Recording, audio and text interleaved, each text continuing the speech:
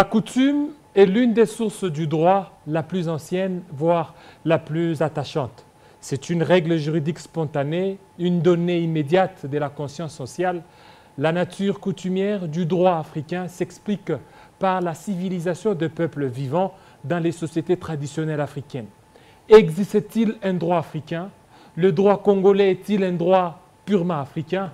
Voilà autant de questions auxquelles nous essayerons de répondre au courant de cette émission Juridico qui reçoit pour vous Norbert Yamba Yamba, qui est le président de la nouvelle vision panafricaniste. Avec lui, nous allons devoir aborder cette thématique très intéressante, le droit congolais face au droit africain.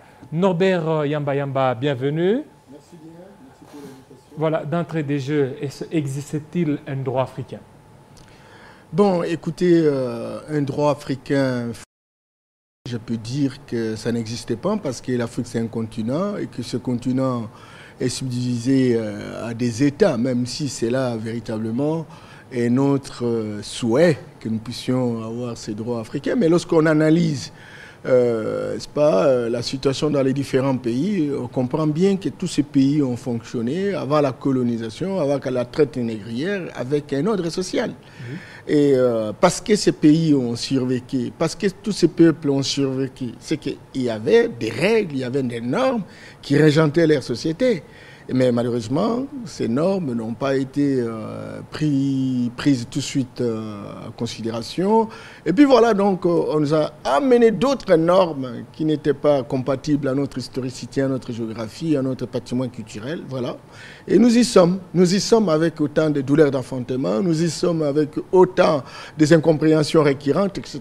Et donc, les panafricanistes aujourd'hui pensent qu'il y a moyen d'interroger le patrimoine culturel et en comprenant qu'il y avait un droit et qu'à partir de ces droits, on peut bien construire la fondation sans éviter véritablement la fixation des autres. Vous pensez qu'il y a un droit ou bien vous avez la certitude que ce droit-là existe?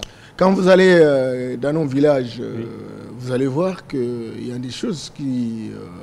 il y a des juges, il y a des juges assesseurs, des notables qui sont là, qui arrivent à des problèmes bien déterminés, à résoudre ces problèmes au travers véritablement la justice.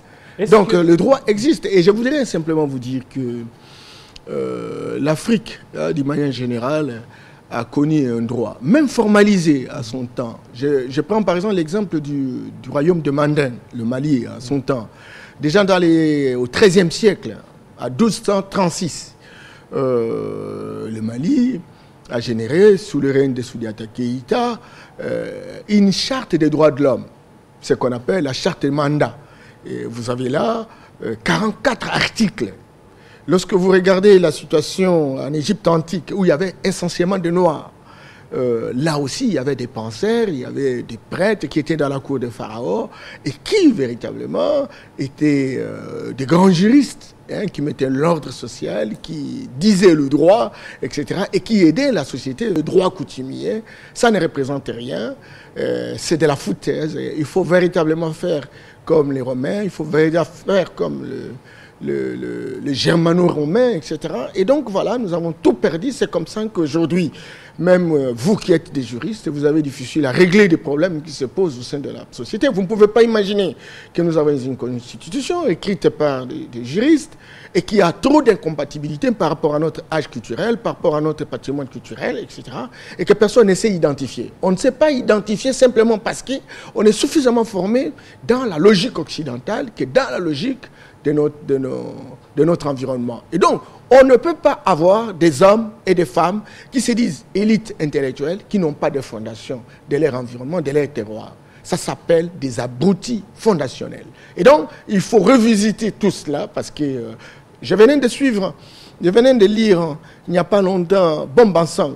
Je reviens sur lui parce que c'est un gars qui, après la mort de Cheikh Anta Diop, est en train véritablement de théoriser un certain nombre de choses en Afrique.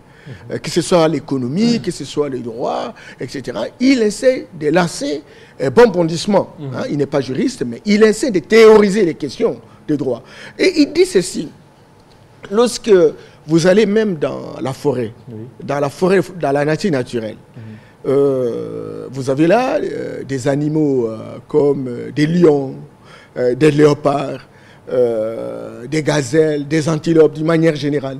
Mais tous ces animaux-là habitent la forêt. Mais chacun sait à quel niveau il peut aller et il sait que s'il dépasse son espace, il entre dans la concession de l'autre et il a des risques véritablement d'être emporté.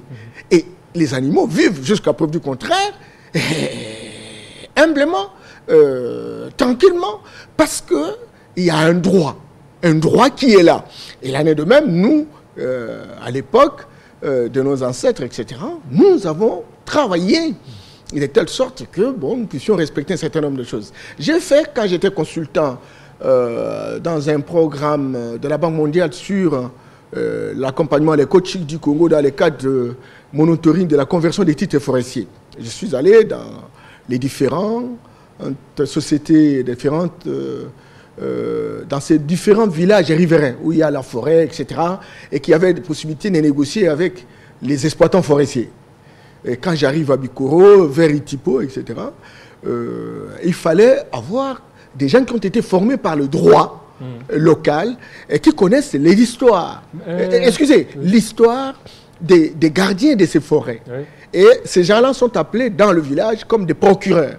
Et c'est lui qui négocie avec les exploitants qui veulent véritablement travailler sur cette forêt. Et il essaye de rappeler l'histoire, comment les gens sont venus, ils étaient où, ils sont venus, ils sont arrivés, quelles sont les familles, qui sont copropriétaires, à quel moment ils sont arrivés, qu'est-ce qu'il faut faire naturellement dans les cartes de dividendes de ces forêts, etc. Voilà, quelqu'un qui est au village, qui s'est fait appeler procureur, mais qui a l'historique de la situation et qui sait éclairer la situation jusqu'à permettre véritablement qu'on construise un partenariat stratégique avec ceux qui viennent chercher la forêt. Vous, panafricanistes, vous militez à ce qu'on revienne au droit purement africain. Pourquoi? Est-ce que le droit actuel ou le droit contemporain souffre ou accuse certaines... Attention. Bon, vous l'appelez droit contemporain. Bon, vous savez, l'Occident a dominé tellement le monde que ces valeurs sont devenues universelles. Et pourtant, ces valeurs, lorsqu'elles sont appliquées dans tel ou tel endroit, etc., il y a des douleurs d'enfantement. C'est que très clairement, ce ne sont pas des valeurs universelles. Il faut savoir les sélectionner. Encore qu'il faut véritablement les endogéniser. Et donc, je ne suis pas en train de plaider de faire un retour. Mais je suis en train de dire qu'il y a moyen pour ceux qui se disent élites intellectuelles, de réfléchir pour dire quels sont les éléments fondamentaux qui ont représenté, n'est-ce pas, le droit dans notre pays. Comment faire en sorte que ces éléments fondamentaux qui sont en concordance avec notre culture, en concordance avec notre âge culturel, puissent véritablement servir de fondations, des socles, des soubassements, et qu'en tout état de cause, on peut faire un greffon culturel avec ce qui vient d'ailleurs.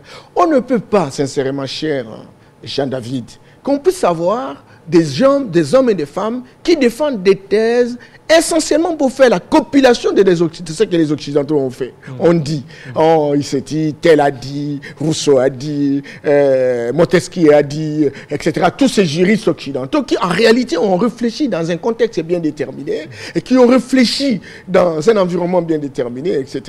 Et qui, visiblement, servent de leçon des hommes référentiels, des unités de mesure dans nos pays. C'est pas correct.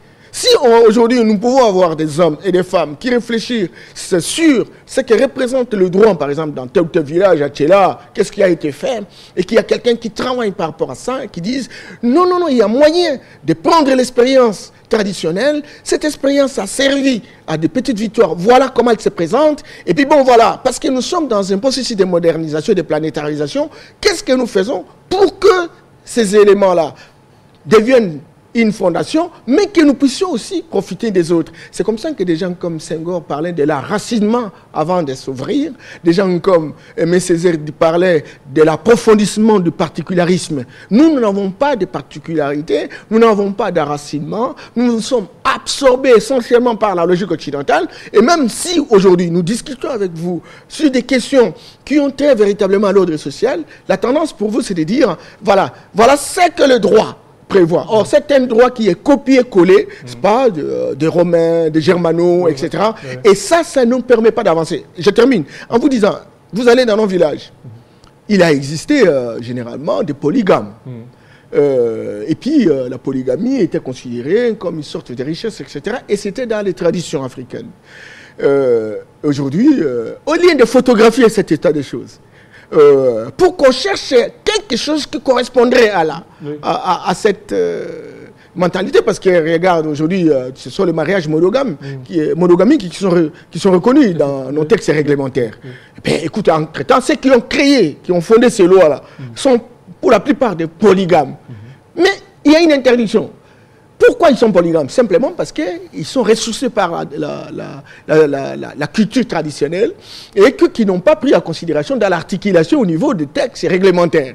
Et donc, si on photographie cela et qu'on cherche quel est le juste milieu, je pense qu'on aura fait quelque chose. Regardez, lorsque nous avons des dirigeants dans le monde traditionnel, etc., ces dirigeants-là, ce n'était pas pour s'imposer, ce n'était pas pour utiliser de force ou de forces conventionnelles pour neutraliser naturellement leurs peuples respectifs. C'était des dirigeants qui croyaient avoir revêtu d'un pouvoir à la fois matériel et spirituel pour protéger naturellement, n'est-ce pas, ses concitoyens. Qu'est-ce qui fait qu'on ne parvient pas totalement à s'adapter au droit? Le droit, naturellement, le droit contemporain.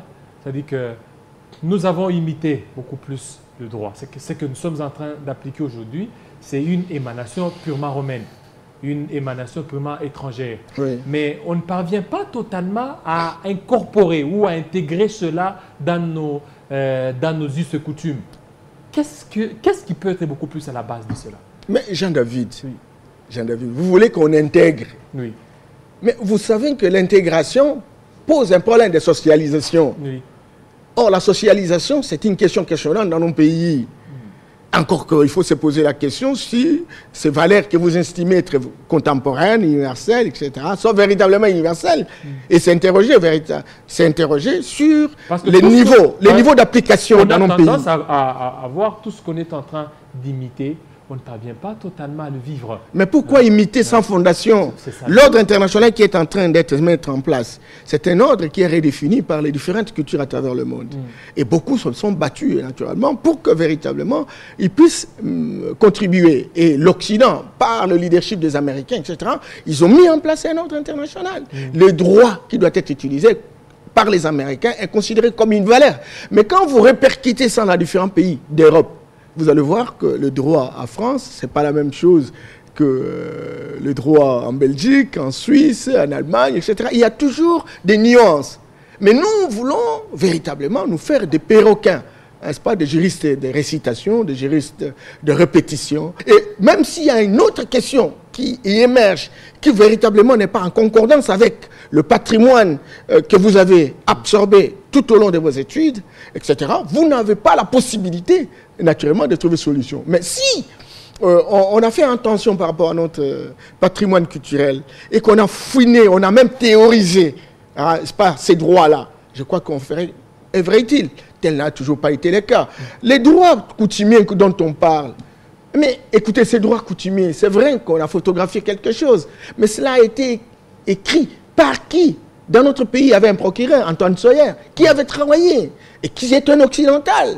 Quand est-ce que nous, là, nous allons, avec nos docteurs, qui sont devenus légions aujourd'hui, sans valeur ajoutée, qu'on appelle véritablement des illettrés fondationnels, etc. Pourquoi, quand est-ce que nous entendons véritablement construire notre ancrage sociologique, un ancrage territorial, dans la recherche véritablement de ce qui a permis à nos ancêtres de survivre pendant des années? Qu'est-ce qui explique que l'Égypte antique avait des théories de droit, avait des théories d'économie, avait des théories de mathématiques, etc. Vous voyez, toujours un Belge qui travaille à Tervuren, etc. Il a même fait une étude, des recherches. Il a découvert des fossiles. Aujourd'hui, les bâtons de Shangon, ce qu'on appelle l'os de Shangon, qui est le précurseur de la tablette qu'on a aujourd'hui, le précurseur de la mathématique. À l'époque, les pêcheurs qui étaient sur les lacs faisaient des calculs lorsqu'ils vendaient leurs poissons. Et c'était 35 000 ans avant Jésus-Christ, etc. Voyez, vous avez par exemple le Jean de la Trempe de Pythagore, qui était, n'est-ce pas, en Égypte, pendant 22 ans, dans la cour de Pharaon, entraîné par les prêtres, etc. Et qui sont rentrés chez eux. Il a pris toutes les formules mathématiques, des théorèmes, etc. Et il est allé, n'est-ce pas, publier ça à son nom. Alors maintenant, lorsqu'il y a eu les Assyriens, lorsqu'ils ont attaqué la civilisation kémite, et puis bon voilà, donc on est dans cette situation-là, croyant que nous n'avons pas véritablement eu la possibilité d'avoir le droit. Je voudrais vous dire qu'au XIIe siècle, déjà, les Maliens allaient aux États-Unis, allaient en Amérique, oui. Et c'est eux qui sont arrivés avec Christophe Colomb. Tu vois, et quelle technologie, quelle technologie, quel ordre social. Et le droit congolais, il est purement africain? Non, le droit congolais, c'est un copier-coller, quoi. Copier-coller. Oui, c'est un copier-coller. Comment faire pour qu'il devienne, pour qu'il soit... Mais c'est pourquoi nous organisons ce genre d'émissions, pour que ça commence par l'école. Parce que si l'école doit fabriquer des chômeurs de luxe, oui. Des gens qui n'ont aucune utilité sociale, des chômeurs de luxe, on a des diplômes, mais ces diplômes ne servent à rien. Okay. C'est comme ça qu'on est gradué, on se dit c'est insuffisant, on est licencié, et puis finalement docteur, et puis après on n'apporte rien. On est dans la compilation des anciennes théories, etc. Et puis on a défendu une thèse dans une compilation, on n'invente rien, on n'a pas une technologie, non, j'allais dire une économie de connaissances qui permettent véritablement à la société d'avancer. Voilà. Merci beaucoup Norbert Yamba Yamba. Ah, c'est moi qui vous remercie. Le plaisir a été pour moi de vous recevoir dans cette tranche juridico. Merci beaucoup parce que vous êtes beaucoup plus panafricain et on l'a senti dans cette tranche juridico. Tout à fait, panafricain, simplement parce que les Asiatiques sont restés asiatiques, oui. Les Latinos sont restés latinos, et les Américains, les Européens sont restés européens. Il n'y a que les Africains qui se sont fait absorber et qui ne représentent aucune identité culturelle. Il faut la restaurer parce que c'est ça justement qui nous permettra de nous mettre en connexion avec les esprits de notre environnement pour booster nos pays. Merci beaucoup. Ça n'est fini, fidèles téléspectateurs. Restez branchés sur Télé 50 et prochainement, nous aurons un autre invité. Merci.